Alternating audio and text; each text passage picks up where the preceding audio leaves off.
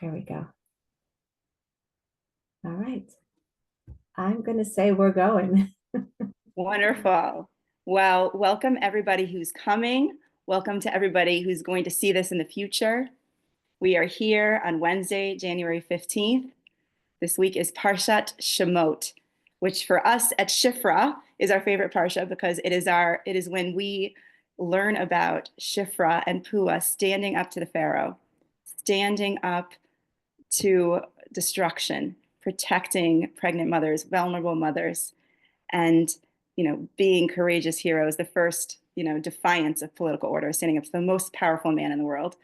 And we always at Shifra try to celebrate this week. So my name's Erica Pellman. I'm the founder and CEO of Shifra. We're a unique Jewish support network nurturing Jewish women through unplanned pregnancy crises and empowering them to flourish.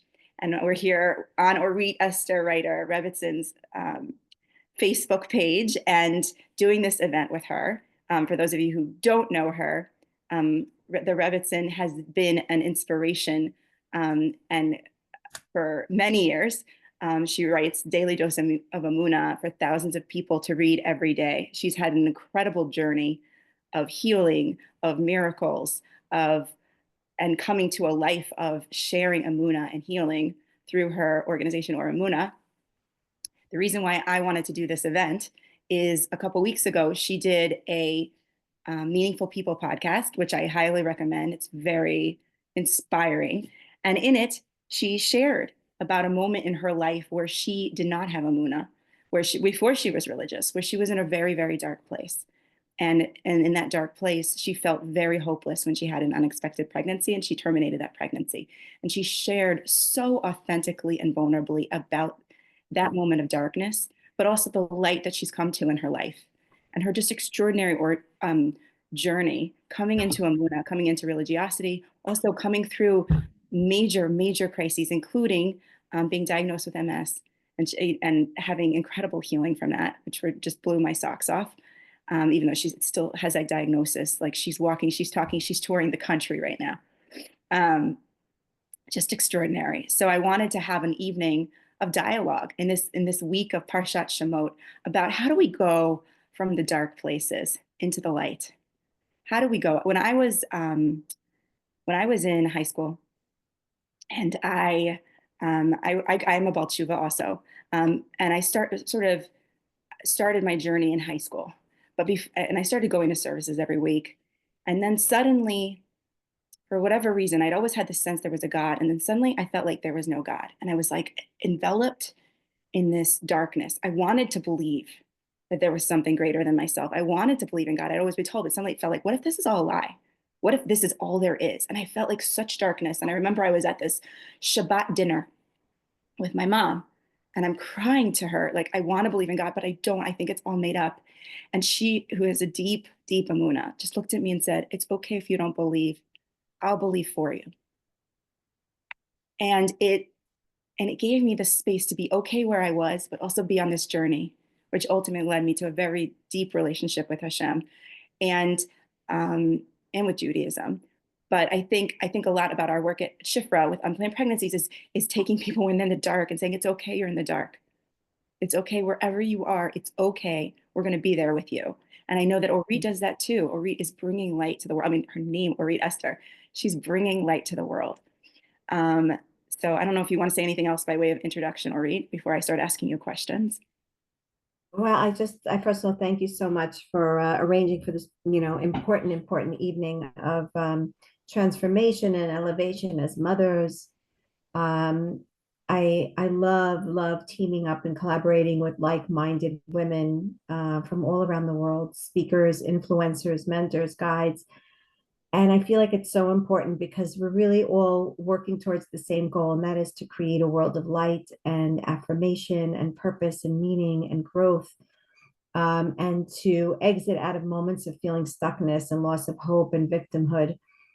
Because God doesn't create us to be stagnant beings, but just, I heard once Rabbi David Aaron, I quote this in almost every class I give, that we are not human beings, we are human becomings. And we really, Mm. really are always becoming. That is our job. And us as mothers, when we give birth physically in our womb, right? We have the ability to feel co-creation at most. So thank you for allowing this beautiful platform to be available for women. And thank you for all that you do for being, bringing in the Shifra energy of, Shifra from the word le chapelle, to improve the world. Mm. So, the embodiment of you, the name of the organization and the energy that you represent in this world is the chapelle, it's shofar, it's the Mm. shofar. You are Mm. bringing in the shofar of Mashiach. And I want to thank you for doing all that you do in this world. So it's a pleasure to be here with you. Thank you so much. So my first question, as the Baal Tshuva, talking to another Baal Tshuva, how did you come to Amuna? How did you come from, like, where were you when you started, and how did it evolve your relationship with Amuna, right? Right. Like So it's broadly, so before we interesting. could, yeah. Right. Thank you. So it's interesting because people, women, men look at me and they say, "Oh, you're the Amuna teacher." I mean, that's kind of like the title everyone gave me, and I'm like, I still feel like I'm an Amuna, baby with diapers still on, like still toilet training. When people ask me, how did I come about and how do I seize the Muna? And I say to them, I get up and I fall and I strengthen and I fall on my face and then I, scream out to Hashem and then I sing songs of praises. I'm like, we're all walking books of Psalms. We're all walking books of Tehillim. We're all David Melech, so to say to you, how did I, sort of touch the surface of Emuna, it's a constant avoda, it's a constant work, it's a constant journey. And like I said, we rise and we fall, we rise and we fall. Like being a mother, like being a human being, like being a daughter, a sister, a friend, we sometimes get it right, and many times we quote unquote get it wrong, even though there is nothing, nothing to say about wrong. So let's just say that Amuna has become part and parcel of my entire life. If I did not have Amuna, if I didn't have the strong desire and fight force, that I will say, I have the fight force to find God, to find Hashem, to feel His presence in everything that I go through life, in the most challenging positions. Like, where are you, Hashem? Like I scream out my holy chutzpah to Hashem. I I don't think I would able to even be 6 feet above ground. Like I completely think that I would be an incomplete basket case. And with all honesty and such, knowing holding on to Amuna means holding on to purpose, holding on to meaning, that there's something so much bigger than that which I desire and that which I feel like I'm not meeting. And like I said, all the successes and failures, it's in Hashem's hands. And the reality that I meet, I always ask, where are you, Hashem, in this? So Mm. without that, it really only becomes like the Far East. It's all about the nirvana of self. And when you become your own self-praising entity, then it's so much on you. But it's great to know that you have a creator who really appointed you to be in this world, and you're partnering. It's not all on your shoulders. And so I would say it's the mental health remedy for all of us, is to have that belief. Awesome. Would you say more? Actually, how would you define Amuna? Like, how would you describe it? In a nutshell, I mean, listen, of course, Amuna, so first let's just derive the three letters that sort of are the root of the word Amuna is Aleph Mem Nun, which is lihitamen, like that's one of the reference points. Amuna is something you have to, lihitamen means you have to train. Think about going to the Amuna gym. Literally, how do you build muscle? You pick up those dumbbells, once 2 kilo, 4 kilo, 6 kilo, you keep, going up. And some days you wake up very strained, and the next day you're like ready to go for more. And Amuna is something, first of all, that you need to know that you have in you, but you have to train yourself for it. And number two, before I go into the deeper meaning, is Amuna from the word ne'emanut. It means loyalty. So what I'm going to explain to you in terms of what Amuna is, you need to know that it's not something that you should just think you buy it in the store or you work on it and then that's it, right? It's not the way that it goes. It's really something that you have to constantly work towards, invest and reinvest in it. And it's something you have to remain loyal to. In other words, you're going to be tested. You're going to be tested for your Amuna, and it's about loyalty and faithfulness. It's not faith, it's faithfulness, it's loyalty. Amuna means that I believe, and I trust with confidence. So first I believe, but the belief comes from an inner knowing. Like it's, sometimes you know that you know, but you don't know how you know, you just know. I mean, it sounds funny, but that's really the truth. It's like this inner knowing that I belong, you belong, we belong to something so much bigger than the now and the present reality. And it's an inner knowing, that belief, that knowing. It starts as a belief and then it becomes so real to you. It becomes like an inner knowing without logical explanation. And it's knowing that you are part of a unified purpose, a cosmic plan, attached to a creator of, and all is under his unified force. Everything is under the God, greater authority plan of the universe, and you're part of that.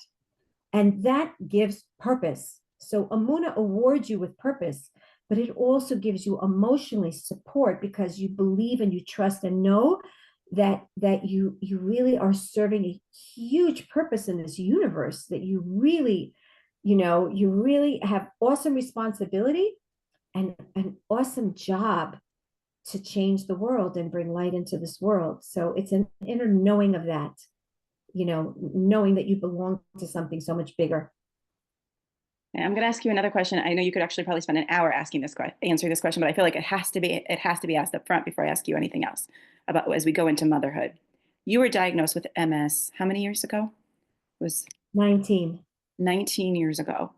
And I heard on the podcast, Baruch Hashem, thank God, like you went from really not being able to function to having some relapses every couple of years, or, I'm sure there's things like, what is the connection between that amuna, that understanding yourself as part of something greater, and your healing? It what it does is it takes us out of this feeling of victimhood. It's so easy.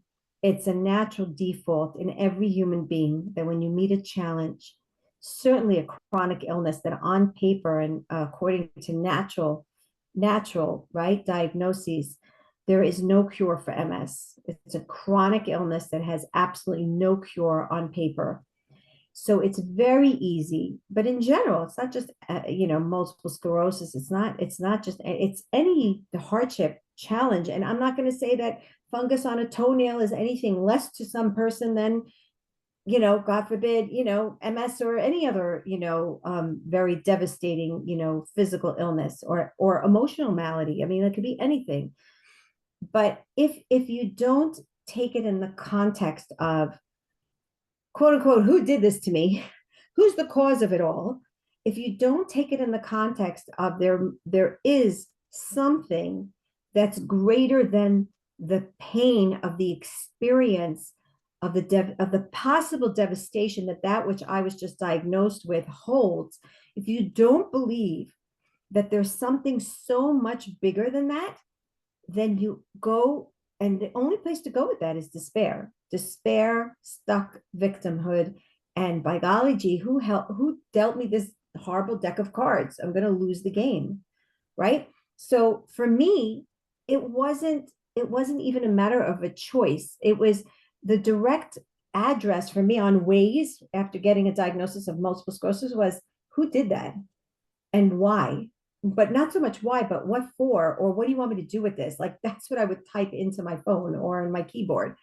So it thrust me into a seeking, searching space. And again, that goes for any challenge, motherhood, of the difficulties of children, or, finances, or shalom bayit, marital peace, or anything.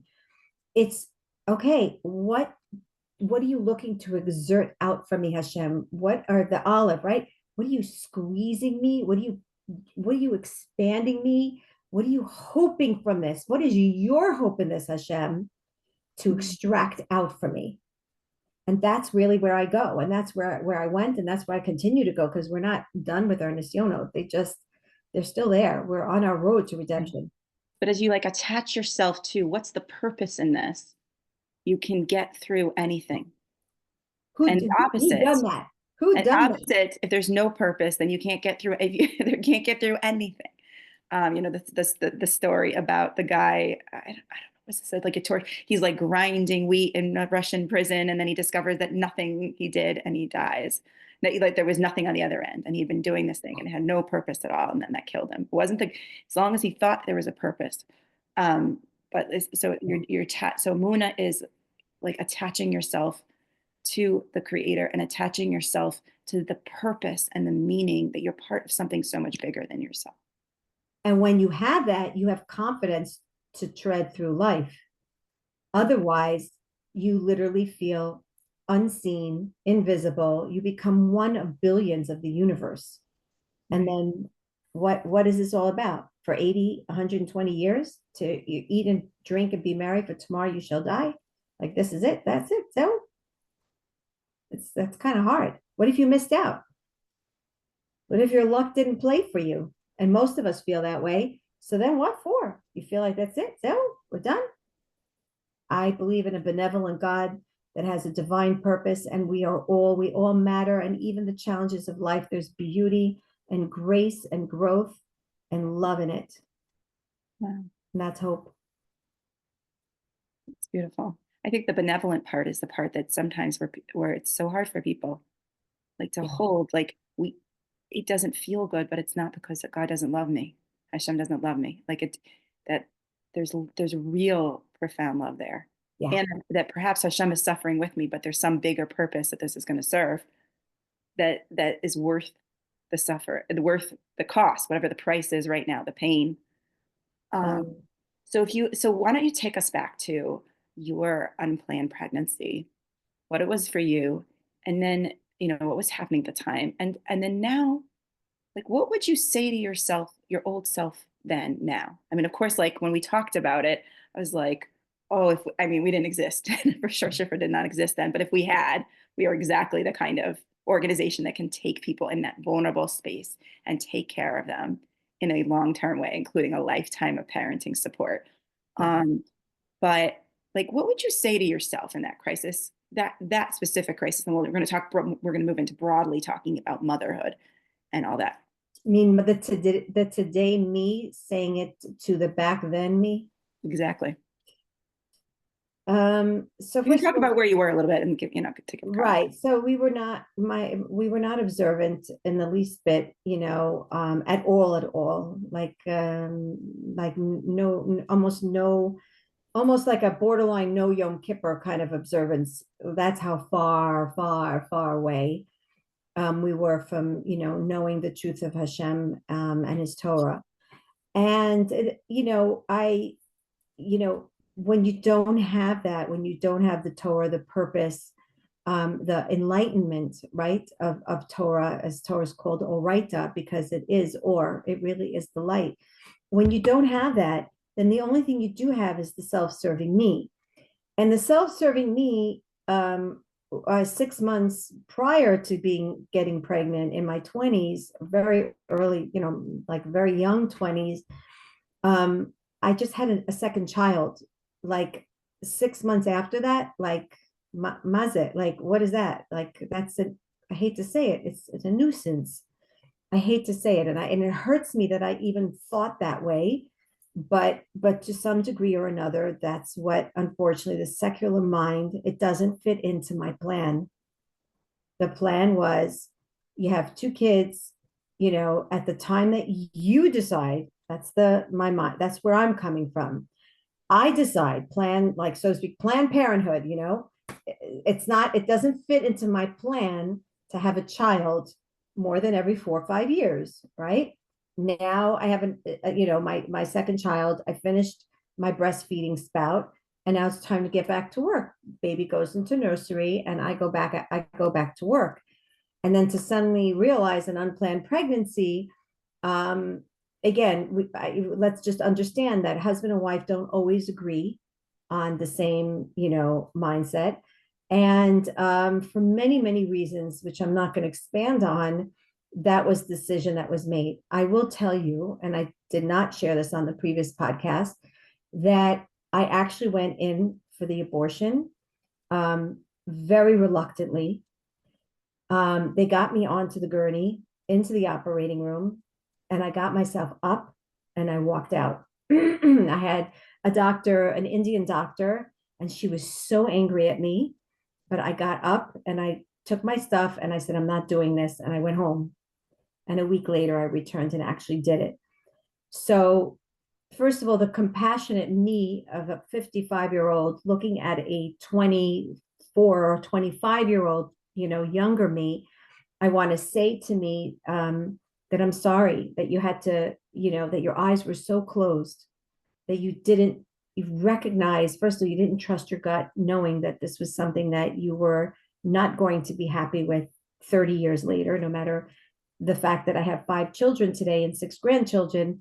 It's something that I will forever and ever regret, no matter how much tikkunim and restorations and healings and light I bring into the world. There's no replacement for it. Even though I've done many tikkunim and a lot of healing antidotes and a lot of emotional therapy on it, but I was I mean, I went into major depression, and it plagues me till today, and that's why I feel so indebted to you and organizations that really promote life and promote the importance of awareness, because at the end of the day, a child is a child, and neshama is a neshama, and the baby is a real entity and living being, and carries a soul and a light of God. And but I do want to hold for myself with that a compassionate place of recognizing that my eyes were closed, and I did not have SHIFRA, and I didn't have other organizations to wake me up and enable me to recognize this, very important universal message across the board for all generations and all walks of life and all layers of religiosity. Life is life. Life is life. From the moment the baby is, the little egg and the sperm, it's life. And to just cherish that, to cherish the godliness in being the carrier of such a gorgeous, presence of life. I guess, we don't say I could have, would have, should have, because there is no such thing. But I really did. There is a part of me that says if I could have, I should have, and then I would have, but I didn't. But I will put that heartfelt message that 30 years later, like I said, I'm glad that I can at least promote this awareness. Yeah, and we're going to dedicate tonight. Let's dedicate to tonight to the aliyah of that neshama. Amen. All of the Um, neshamas. all the neshamas. I hear, one of the things that you said so many beautiful things, and I appreciate just the depth of your authenticity and the love, and I'm just holding that right now, and the compassion for like that you were in this dark place, and people get in dark places, and like that's we just want to bring so much compassion to that, because like me, like I said in the beginning, that it was I'm in the dark, and sometimes when you're in the dark, you're in the dark, and you need someone outside of you to help you. But I think what was interesting is you said you did have this gut. And I just wonder if that actually applies in other situations. If all of us, in that dark place also have a gut saying that there's light. You know what I mean? Do you think that that's always there for us in our dark Yeah, places to tune into? that is the amuna. If we're talking about the amuna, that's a compass that we all have inside of us. And an amuna doesn't have to be created. It is there, the inner knowing that we are a speck of, part, a God part, we are made up of godly DNA. Everybody knows it, even the Gentile nations. Everybody knows that they are part of a cosmic plan, because we all came from that place of truth. And that imprint and that impression is ticking, talking, that consciousness is still there with every single one of us. So at the end of the day, that is the inner gut of truth. The inner truth, the voice of inner truth is in every single one of us. We all know it, and we all cherish life. You know how I know that? Because none of us really, at the end of the day, even those who commit suicide, because unfortunately they're not in a position to also have support, but nobody, we all fight for life. We all go to doctors. We all cherish life. We all cherish not We cherish the idea of having another moment of breath. And because of that, we also cherish the idea of life in the form of a fetus. So we all know it. We all have it inside of us. Do you think so? Just kind of tapping in and sort of as we pivot to sort of like how we bring Amuna to all of the challenges of parenthood, all the challenges that we bring, those dark places, like this being we're obviously Shifra directly connected to to the dark experience that you had and giving people things, but it's also, even as a parent, you have these dark moments. How do you tune into that voice? Because I think that it's just like there's this inner knowing. How do you tune into it? How do you personally tune in? How do you recommend people tune into it? Because I think it's essential. I know for me, it's really important that I have my time in the morning to tune in, but I still have to keep refining. How do I make sure that I tune in? Because we're so busy, busy, busy, and we can't, and I have moments of success where I'm able to tune in, and I also have many moments of failure when I'm not. But like, how do we tune into that? Because I'd say from your story, just like, you had that inner knowing, and in that case, you weren't able to tap in. But how do people tap in that inner knowing and in life and all of life's challenges? Right. So I think, in my opinion, I'll tell you what I find is an important point of life in general.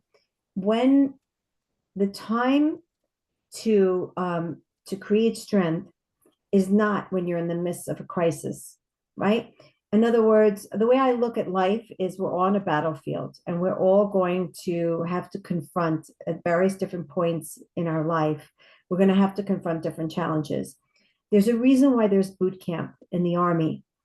You go through basic training. You can't send a soldier out there to the war zone and and then while he's facing the enemy, to teach him how to shoot an Uzi, teach him how to run, teach him how to hide, teach him survivor skills. You don't do that.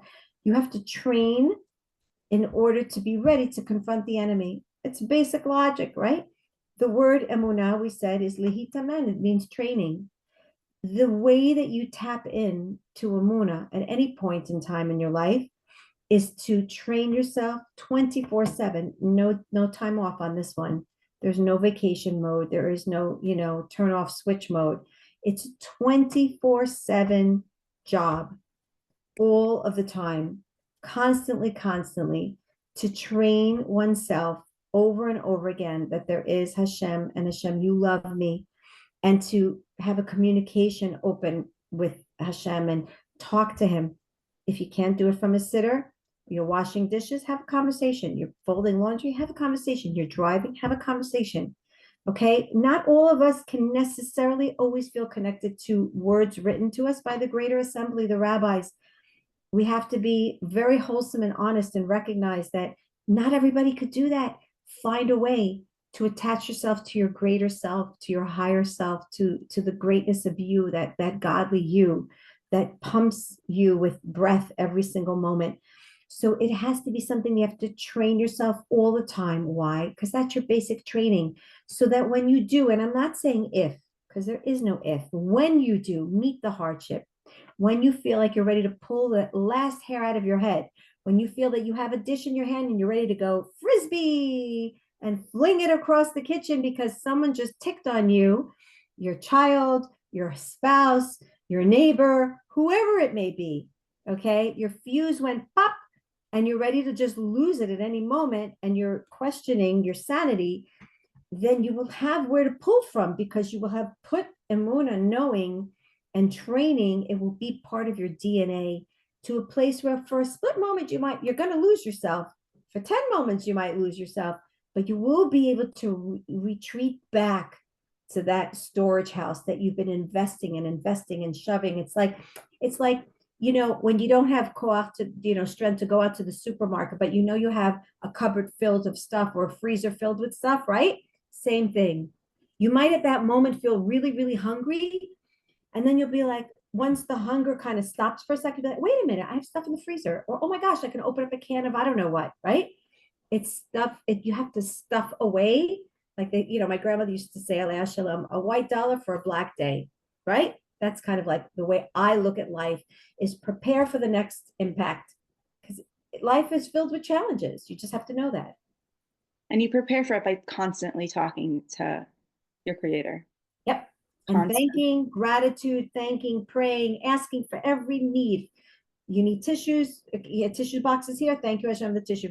You picked up, two big heavy packages and you made it up the stairs. Thank you, Hashem, for giving me the strength to pick up these packages. Like at every moment, I'm talking to Hashem. I turned on the air conditioner in the car and the air conditioning is working and I'm passing by people at a bus stop. Thank you, Hashem. I have air conditioning and please send them the bus really quickly, but thank you for giving me a card. I don't have to wait by the bus stop. Send them their bus so that they can go into the air conditioner quick. It's a constant thing. You understand? You're always communicating. You're always thanking, asking, talking, communicating. It's constant avoda.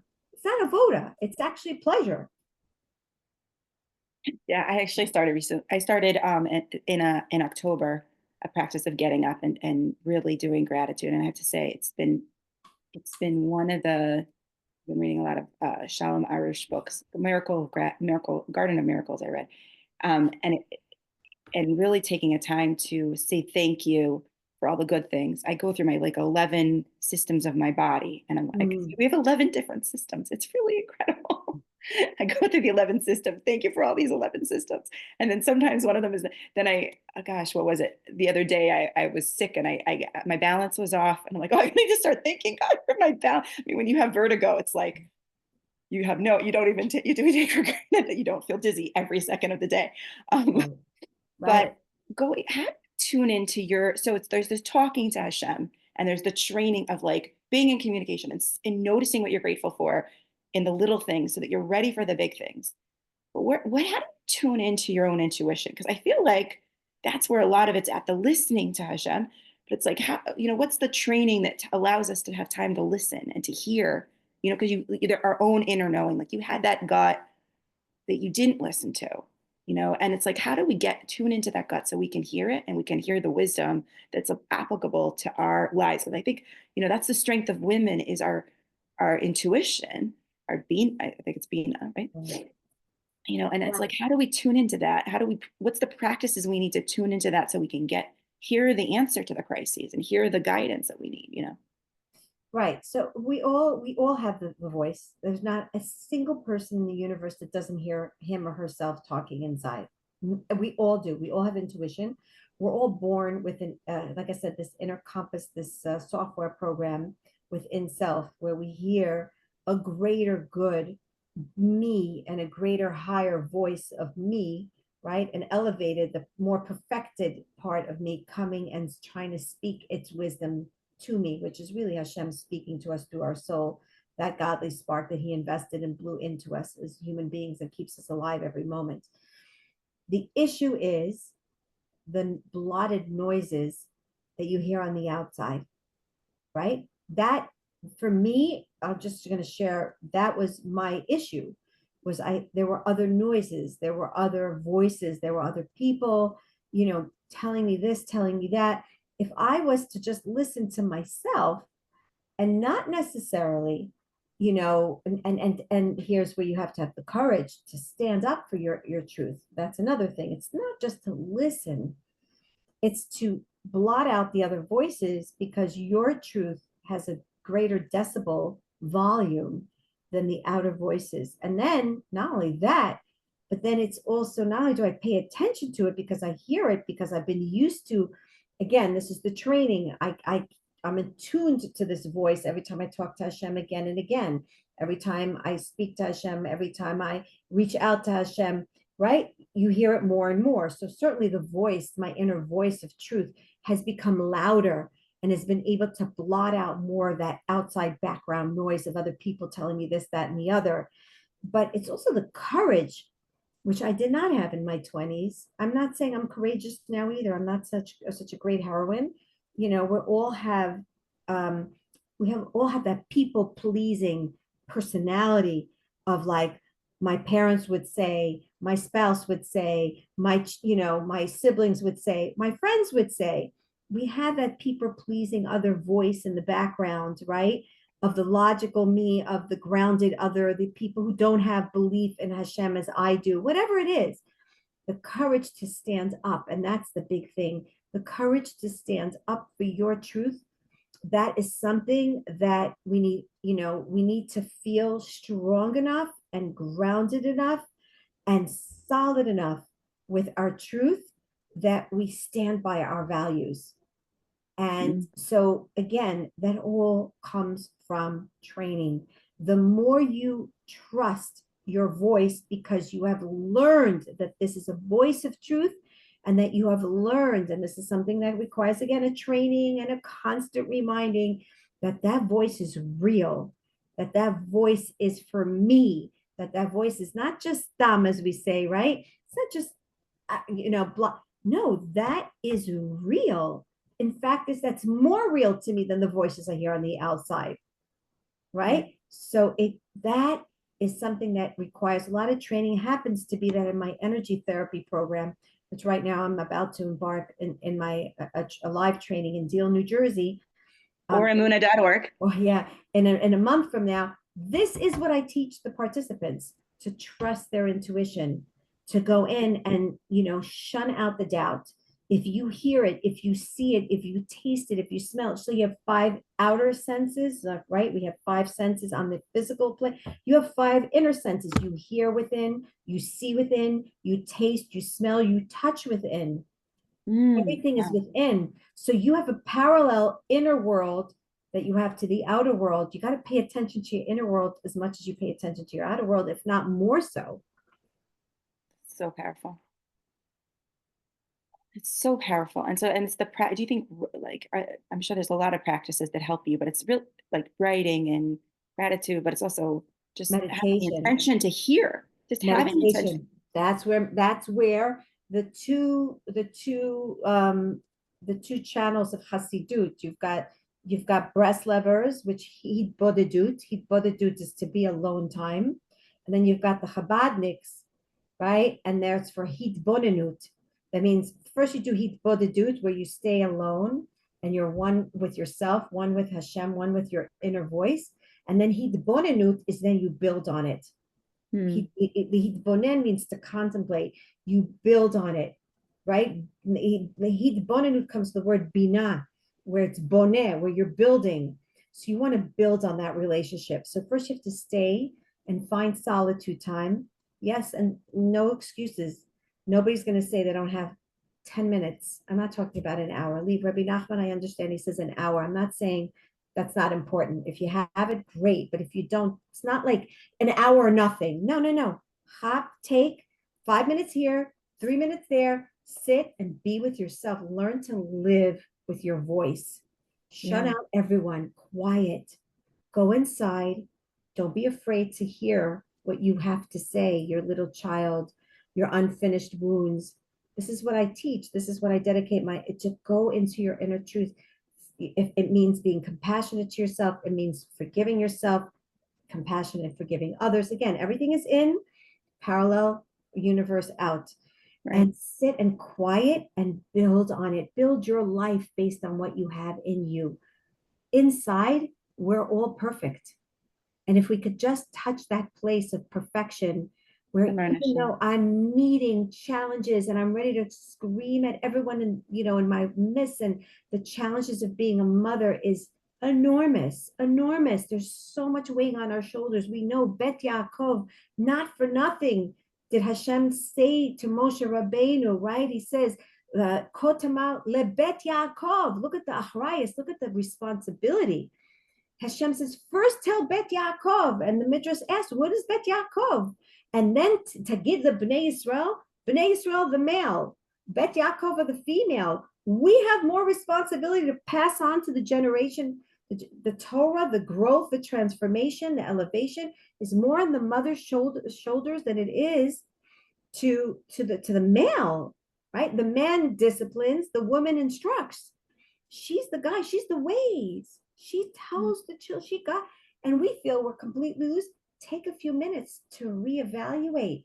Where are you holding? Where do you have questions for God? Then you'll be able to also, explain that further to others. If you don't have an equipment, anything to give, if you don't fulfill, if you don't put the oxygen mask on you, how are you going to be able to give to anybody else? You've got to find time for you as a mother, right? How do you, so it's, I would say many of the people, but not all, are in there, in the motherhood. How can a mother kind of use those dark moments, the moments where the kids are screaming, the moments where things are just off, dysregulated is the popular term, as we like to, like, how do you, have this dysregulated moment and or maybe not a moment, maybe a challenge with a child, my child doesn't want to go to school, my child, whatever it is. How do you like have Amuna, use Amuna and use that for your growth and for your transformation? Like, how do you use those things for your training, right? Like you said, we want to be training ourselves before we get into the thing, but you're a mother, you're already in the middle, you're in the middle of 50 Right, different things, right? right, So how do we use those tests for our transfer? How do we use tests for transformation? That is my right, question. right. So first of all, again, the most important thing is don't ask if. And I'm really glad that you didn't even use the word if, because I don't want anybody thinking that, oh, well, yeah, I don't prepare myself for the if situations. Who has time for the if? You flip the coin and you're like, okay, if, then I'll deal with it then. No, no, no, there is no if. You're going to lose it. There are going to be moments you're going to question, like, do I really need all this balagan? Like, I want to just go to the Bahamas and drink pina coladas on the beach. Like, what did I, like, what was I thinking when I had 10 kids, or I don't have 10 kids, I have five, but God bless, what you do, you many times, you wonder, how are you going to make it through? So again, this is not an if situation or if question. This is, you're going to lose it. As a mother, as a parent, you are going to lose it. If you think anything else, then I don't know what universe you're on, but you're certainly not on universe, with me or with billions of other mothers, again, Jewish or Gentile, doesn't matter. So first of all, it all goes again, and I'm very heavy. Do you notice what I keep saying to you? I'm very heavy into preparation. I I am the type of person that I love to prepare. Now, I am a bit of a control freak, me personally, and that is part of my test of Emuna because I want to prepare myself for any sort of given situation. You can't prepare yourself, and you can't, we're not God, so we're not going to be able to prepare ourselves for every situation. However, we do have responsibility and we do have to prepare ourselves. There's a reason why you have to prepare for Shabbos, prepare to prepare for Pesach. Like, notice everything is in the preparation in Torah. You're not just supposed to splurge into a holiday. There's a reason why you can't touch the fire on Shabbos, because Hashem wants you to prepare before that so that you learn to prepare. That's one of the things about Shabbos is you're not supposed to cook on Shabbos. One of the reasons is because you learn to prepare, right? We're also, our whole life in this world is preparing for the next world, are we not?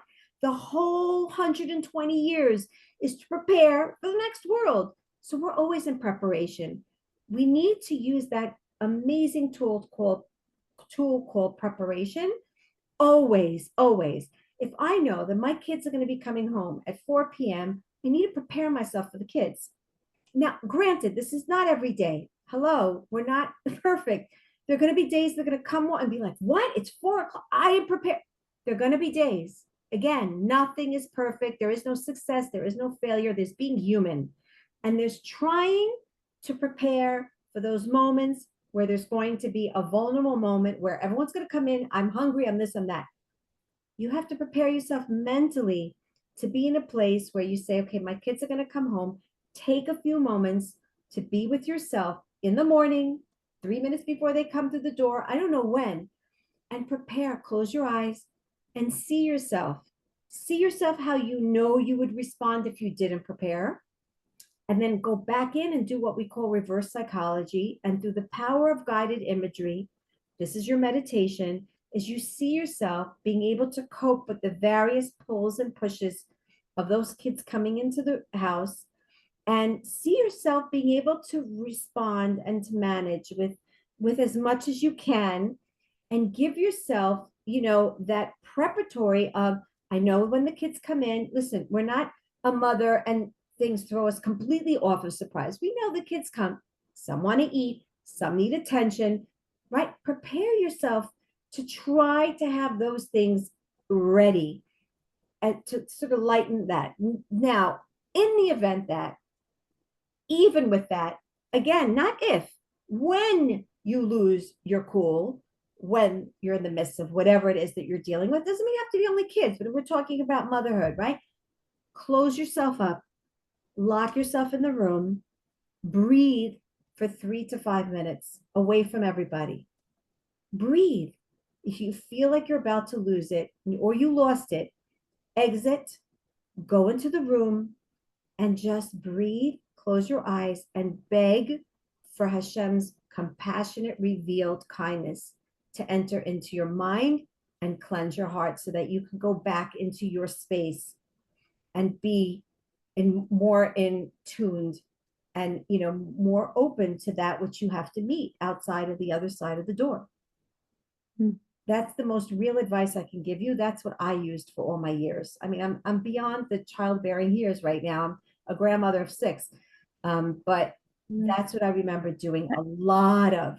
Yeah. And I just want to recognize, I know at least 2 people here have both toddlers and babies at home. So sometimes you can't even get away, but you can actually pause. At night. You can pause at night, Everyone's but in you bed. can At also, one point, you have quiet time. So do it at night. right. But you can also, even with the kids, we can teach them, well, mommy's going to have quiet time. Yeah. My youngest is 7, so it's not as much, but they know like mommy's taking quiet time right now. And I wish I taught it to them earlier that mommy needs to be quiet. I think like it's not a value in the culture, the quiet. There's no value on quiet. And I think that if that's something, I could go back, I would say, it's time for mom's going to take quiet time and mommy's going to take listening time. And I Kids think also need it. kids also need it. I think that's really powerful. And then that's where we can do the Muna training that you're talking about. Okay, we want to open up to people who'd like to ask some questions. You can put it in the chat. We'll see how many we can get to. Yes. So if anybody who has a question, just put it in the chat. I know. We had a question from Haya, Sarah. Yeah. Yeah. So what's her question? Oh, hi. Sorry. I can't really type right now. It's like about to put baby to sleep. Hello. Hi. The lights are off. I'm like trying to calm him down. So Baruch Hashem, he is almost 6, like 5 weeks, 5.5 weeks. And okay, my question really is, this is before I had this baby, but just with my own children, like who are older, how there's I understand like the inner knowing and the intuition with the kids, but I have this like external capacity that wants to like create other projects and things.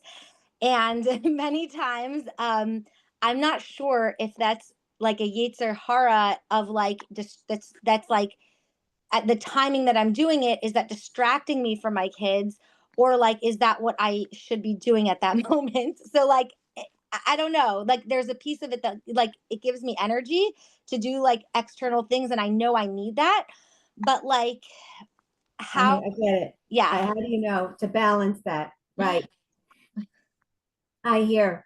There's a reason why it's written. Shlomo Melech, right, the wisest of all, says, "Chozman va'et." There's a time and there's a place for everything. And I just had a phone call. I do free Amuna mentoring for women around the world, and I have like these free hours where I give out. And one woman actually did reach out to me, and she said to me, I'm falling into this postpartum depression with my second child, and I don't understand why. And after talking with her, she described the idea that she has so many dreams. She loves being a mother. She actually, after many, many years of infertility, finally had children. And now she feels double guilty because here she waited for a child to come. And she finally has, no, she was not infertility. So she got married at an older age. And now she's having one kid after the next because she's of an older age. And we realized together on this phone call that she's really torn. On one hand, she really wants to be a mother and she cherishes her motherhood. And on the other hand, she has all these beautiful dreams. And I told her that every week she needs to take a journal and write down her dreams.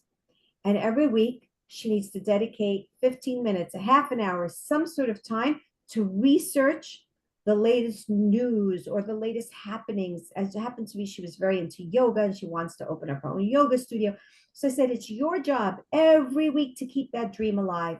Your dream is not gone, it's on pause. The chosman ve'et, when the time comes, you write a journal, you create your business plan as though tomorrow you are opening up your yoga studio, and you write it down and you research and you come up with ideas, and you stay in tuned with it. Don't forget your dream.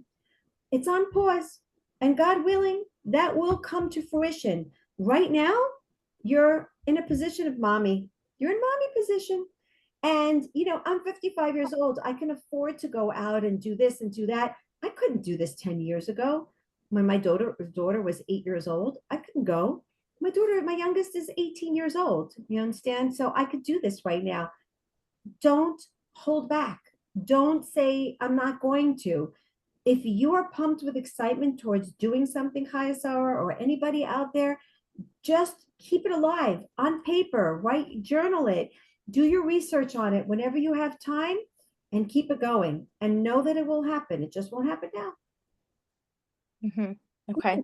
I like that. And then the encouragement of like sometimes for me, it's like those are more inspiring than the kids in front of me. But like, what's the encouragement of like, what do I say? I know this is valuable of why I'm with these children and raising them, but like, what's that like mantra of like to just kind of keep the inspiration with with the purpose that I am doing now. Well, as just like you're struggling and you're learning life skills as a young mother, you're learning to pay attention to your needs while also expanding yourself out and putting your needs a little bit, tailoring it off to the side for the purpose of the greater good of your family.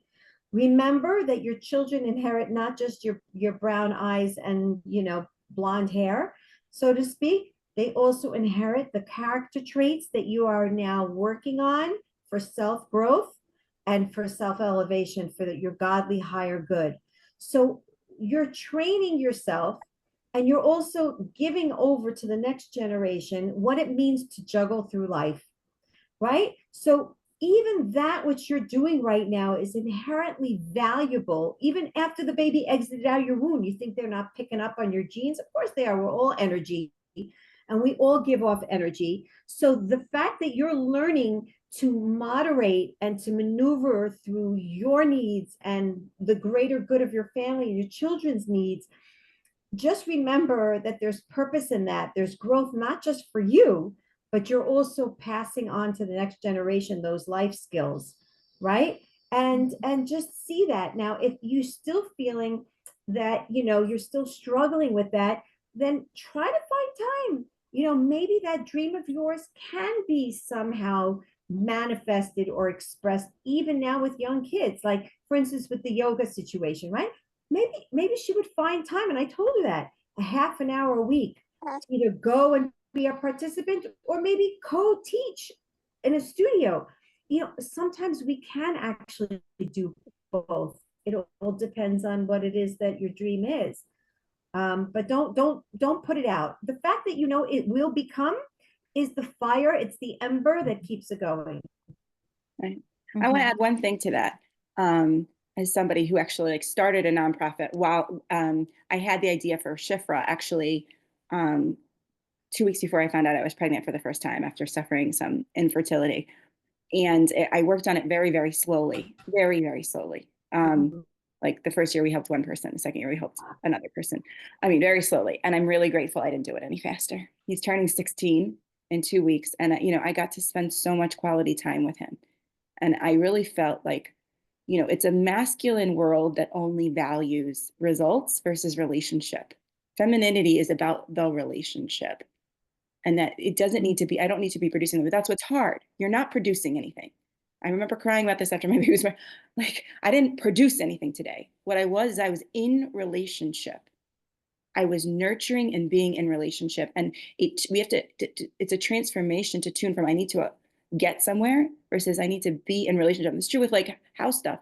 You're not getting anywhere with your house stuff. You're going to do the dishes and they're going to get messy again, right? But I'm in relationship with my house.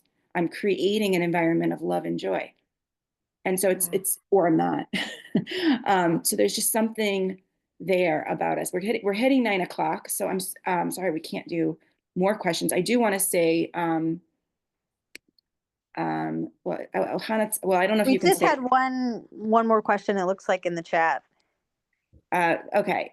Should I Can say you it? please tell us? Oh, yeah, go ahead. Why don't you read it Camera. real quick? And then I have one thing I have to say before we close out. That's really Okay. important. So basically, my question is basically like, sometimes like your newborn is crying and you can't like help him because you're like in the car, like you can't just like pull over and you hear your newborn. Not that this has ever happened to me on a regular basis, but screaming and screaming, and you have to like remain calm, like you can't pull over. So what are like some mantras that I can like tell myself um to help me cope and remain calm and comfort baby and comfort myself? Right. So first of all, you're in other words, you're driving, and I really want to take this a little bit like to the actual, the detailed understanding. So let's just given this the scenario, you're driving, you're in the driver's seat, and the baby is in a car seat in the seat behind you, right? That's what you're saying? And you're driving, Yeah. and the baby's crying, and you can't. Okay. I want to make sure that I understand the exact details, because trust me, I've had this situation plenty of times. Something that no matter how many years pass, I still remember that 100%. So first of all, sing. I'm not kidding you. I'm not kidding you. There's something about singing when a baby actually hears like some sort of a song. There is something that calms the baby, and there's many Kabbalistic reasons, by the way, for that, but I'm not going to get into it. It also will help you. Now, more important for you, when you sing, do some humming. There's something about humming. Again, I teach energy therapy, right? When you hum, you're actually activating the vagus nerve, which is, one of the 32 cranial nerves that, exit from the brain and regulate your whole body system. And you're actually activating it and creating like this regulation in your nervous system. So, like, the humming really is an actual it's a vibration that literally creates a sense of calm. Okay. Again, you don't want to do it too much. It could cause dizziness, but sing and then hum, and then sing and then hum. The humming will also vibrate to your baby and will create, a sense of calmness. So that's number one. Number two, don't forget tefillah.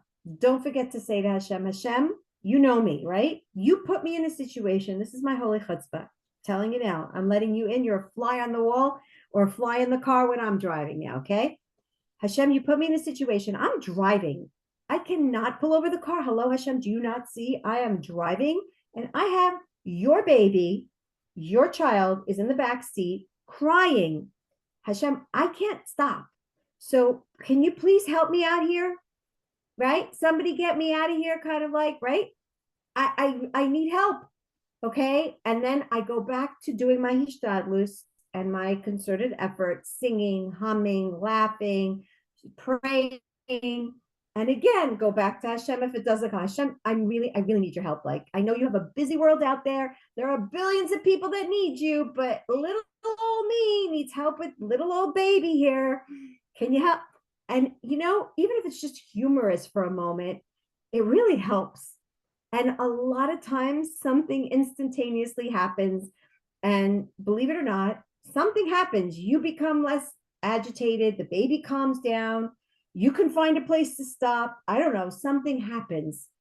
And it really, those are just pieces of advice that I could just share with you in terms of my life. Beautiful. Thank you, everybody, for coming. Thank you for the questions. Thank you for everybody who joined on Facebook. Orit Esther's website is orimuna.org. Our website is callshifra.org. If you know anyone who needs our help, please refer them to us. We want to help. And I also want to say that this week we have, because of Parshat Shemot, we have a match going, and we are getting a flood of calls, more calls than we've ever gotten, ever. So we could absolutely use all the help we can get. So call shifra.org/donate. Everything you give to between now and Shabbat, through the end of Shabbat, that Saturday night, is matched. So we would appreciate your help. Thank you everybody for coming.